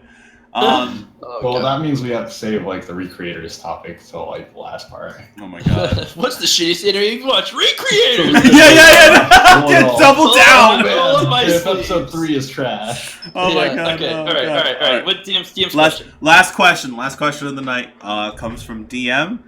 Are there any instruments you guys want to learn how to play that isn't a type of guitar or ukulele, Mitch? Damn it! Damn it, fuck. I would go for piano. Oh, because piano's very mechanical, and I've been very tempted. There's a keyboard upstairs, and I'm very tempted to like ask a roommate if I can play it. This is a tough question. Maybe like I always felt like a violin would be really dope to learn how to play, but it's just such a difficult. It's one of the most difficult instruments to learn how to play, I'd say, right? Like, but that like a string instrument like that would be fucking dope. I think also drums. I think trumpets would be pretty cool. Trumpets a trumpet spec against like French horn or something. Trumpet and then tech tree into French horn. No. You That's how it works, right? You have to get trumpet to level 30, and then get French horn to 15 to unlock. No, it's trumpet to level 30, and then trombone to level 15, and then you get French horn. Yeah. Oh yeah, no, that's good shit. But I don't know. I really like sort of like really high energy like jazz or like ska music with like trumpet, and it's like I think trumpet is slightly more flexible than trombone, which I actually played a little bit of in like band, and I sort of I feel like I regret making the choice for trombone, honestly. Like well. The thing is, what was it? We all actually. The funny thing is, I'm pretty sure all three of us have played trombone at some point in our lives. Yep. Sora was the one who carried it the longest. He went all the way to fucking high school marching band with that, and I went to high school marching band with saxophone. Like, it's weird, you know. Now that I'm thinking about it, it's a little weird that like all of us could have some sort of musical like inclination. Oh yeah. I think it's dried up for me personally. Oh well. But it's definitely one of those like goals that's like super backburnered. Yeah. Okay. I know we have to start closing up the cast here in a bit, but I wanted to mention real quick. If you guys haven't checked it out already, we did a video. I'm gonna pull it up real quick because I forgot the name of it because it is a long ass name. We did a video called "The Shadows That Run Alongside Our Car." The video had channel guest Ninja Yoshi on as a just as a guest, and we did some voice acting for that, and you guys seem to have reacted very positively to it, and so I've decided to bring Ninja Yoshi on for a kind of a test run, if you will, for another series we're going to be starting this Thursday. Well, we're going to record it Thursday. You guys will get it as time goes on. We're going to start Hustle Cat. So Hustle Cat's going to be a thing. And I think that'll be a fun game. But I just wanted to say real quick that we have Hustle Cat going on. And we also have another Velvet Room hopeful channel friend, Vron, who might be joining me to do some more fun stuff. And the funny part about that is me, Tori, and Vron are all part Asian. And so we were all sitting at a table and we're like, yes! And if we all form together, like, if we all fuse together like a gem, we'd form one solid Asian person. And then at the back of my mind, I forgot that Josh is just full Korean. And I'm like, oh, we already have one. There you go. This Sora, it's true. The Asians are taking over this channel. Side, guys, don't Son worry. Of a bitch. What am I gonna do? We have to form the band Asia, not the country. The band, the band of a bunch of. Am I just a fucking roadie now? Is that the idea? What is it? Do we have like a? The best part like is our fucking album like the stone of Asia. Nanaki says Asian Voltron, and I'm like, oh my god. The best part about that is we're all different Asian. We're like, there you go. Like Josh is Korean, right? Tori is I believe it's part Chinese, and then Vron is Filipino. So like we're all just different forms of Asia. There you go. Yeah. Oh, and obviously Thailand for me. I take 2 technically. Polynesian. I'm not sure if Polynesian counts. I don't count it, but some people do. But whatever.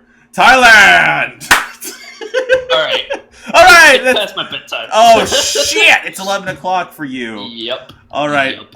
Everyone's Keith because we're all Asian. Anyways, next time. Everyone's Keith. All right. Sorry, you gotta watch more Voltron at some point. Anyways, I should. You know, I'm in the mood now. I might pick it back up. Oh my god. Yeah. After all that debacle of bullshit. All right. Real quick, Sora, what are you streaming later this week? I will be streaming Act 3 of Vanquish on Thursday, I believe. Pending. I need to discuss with you on that. But yeah, that's the plan right now, and I'll keep you guys updated on that. Okay. And then obviously you guys get more Persona tomorrow, and yeah, tomorrow we're going to see the aftermath of what happened with Madarame. We just beat his palace last week. Nice. So we're gonna do some. We're probably gonna goof around, do some social link stuff, and yeah, that'll be tomorrow. We're gonna we'll probably meet who the third person will be. So this will be. I'm interested. I've heard some crazy shit about that, so I'm excited. And then if we get the Patreon, or I'm actually thinking about doing a test stream on Saturday for the Patreon stream that'll eventually start up at some point. So yeah, that's kind of where I'm at. But yeah. All right, guys. Yeah. So thanks you guys for joining us so much. If you like this video and you like how we do the Velvetcast, or the Velvetcast, let us know down below, or leave a like if you guys think that we're that cool. That you could share it to your friends. Totally do this in the future, guys. I think I might just record these instead of streaming them because that might be the way to go. And then have it so that the people in the Discord can listen in live. Yep. So yeah, we might just do it that way in the future, but we'll figure that out another time. Anyways, next time on the Velvet Room. Yay! Have a good night, guys. Night, guys.